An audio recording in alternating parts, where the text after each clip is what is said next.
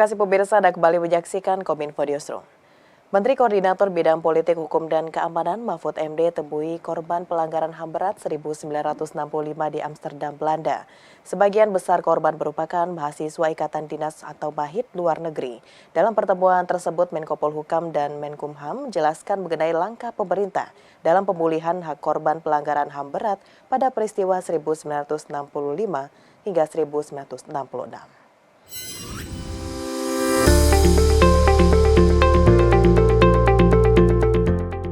Menteri Koordinator Bidang Politik, Hukum, dan Keamanan Mahfud MD bersama Menteri Hukum dan HAM Yasona Lauli melakukan kunjungan kerja ke Amsterdam, Belanda dalam rangka menemui para korban HAM berat tahun 1965.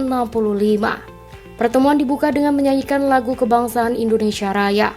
Ada haru saat Indonesia Raya berkumandang dan dinyanyikan para eksil 1965 ini. Para korban Mahit atau mahasiswa Ikatan Dinas tersebar di sejumlah negara Eropa seperti Belanda dan Jerman. Kedua menteri menemui eksil 1965 untuk menjelaskan kebijakan pemerintah terkait pemulihan hak korban peristiwa 1965 hingga 1966 dan kebijakan kemudahan imigrasi bagi para mantan Mahit. Pemulihan hak korban pelanggaran HAM 1965 hingga 1966 mengikuti Inpres nomor 2 tahun 2023 tentang pelaksanaan rekomendasi penyelesaian non-yudisial pelanggaran HAM berat. Para mantan Mahit ini awalnya merupakan mahasiswa di era Presiden Soekarno yang menempuh pendidikan ke luar negeri. Namun, akibat konflik politik G30S dalam negeri tahun 1965 hingga 1967, paspor para Mahit tersebut dicabut, akibatnya mereka tidak dapat kembali ke tanah air. Tercatat sebanyak 130 mantan Mahit hidup di luar negeri, namun hanya 59 orang yang datang bertemu Menko Polhukam di Belanda. Dalam paparannya, Menko Polhukam mengatakan salah satu langkah pemulihan hak korban untuk kembali menjadi WNI, sebagaimana tercatat dalam undang-undang di Indonesia adalah bersedia meninggalkan kewarganegaraan lain. Sementara itu, bagi mereka yang tidak ingin pulang namun ingin datang ke Indonesia, pemerintah akan memberikan visa khusus yang dapat digunakan kapan saja mereka ingin datang ke Indonesia. Nah, sisa mereka ini kira-kira 130 sekarang, 139 something.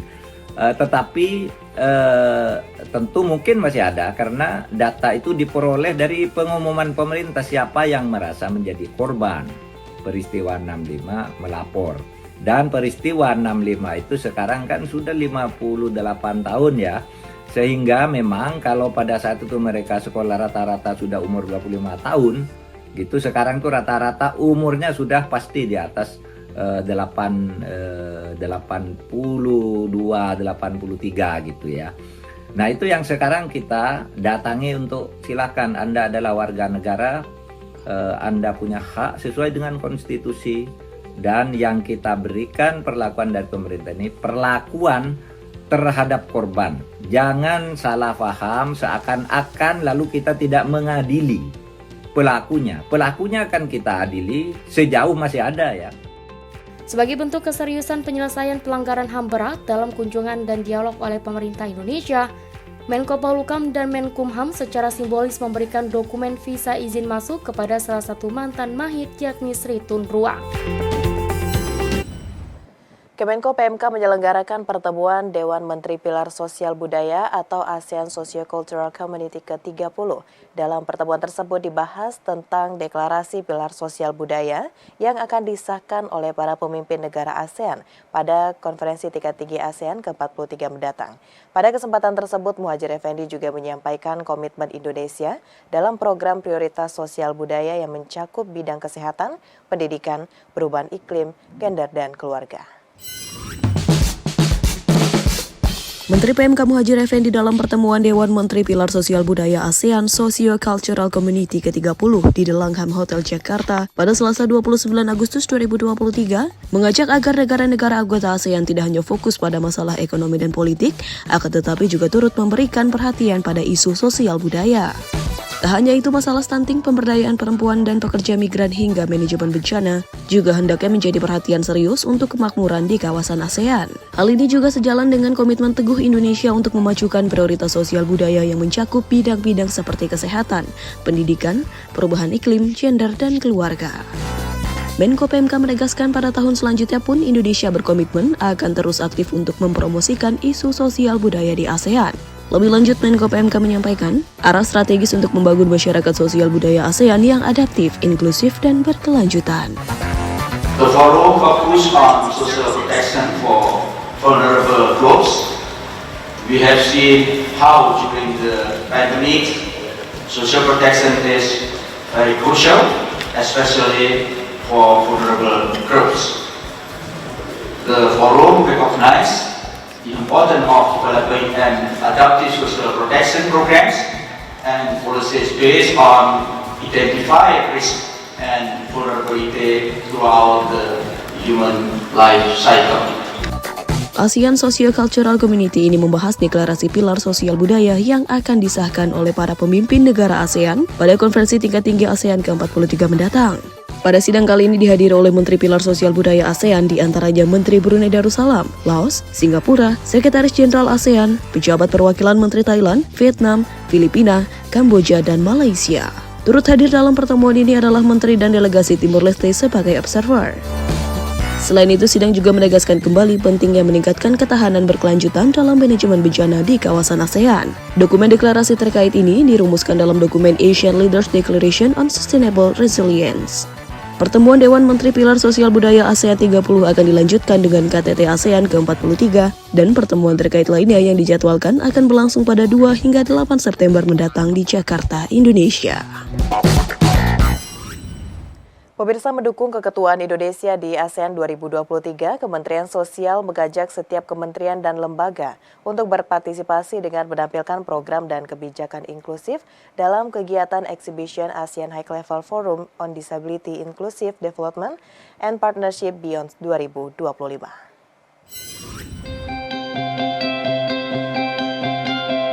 Direktorat Jenderal Rehabilitasi Sosial Kementerian Sosial mengajak setiap kementerian lembaga untuk turut serta berpartisipasi mengisi stand pameran dalam kegiatan Asian High Level Forum on Disability Inclusive Development and Partnership Beyond 2025 yang akan dilaksanakan di Makassar pada tanggal 9 hingga 13 Oktober 2023. Dengan keketuaan Indonesia di ASEAN 2023, kegiatan tersebut merupakan forum tingkat tinggi untuk bertukar pandangan tentang kemajuan dan tantangan serta upaya peningkatan pembangunan yang inklusif bagi penyandang disabilitas di kawasan Asia Tenggara. Direktur Rehabilitasi Sosial Penyandang Disabilitas Ditjen Rehsos Kemensos, Nur Syamsiu menyampaikan bahwa kegiatan pameran ini bukan hanya berbicara disabilitas saja, namun menekankan jiwa empowerment kewirausahaan dari teman-teman penyandang disabilitas.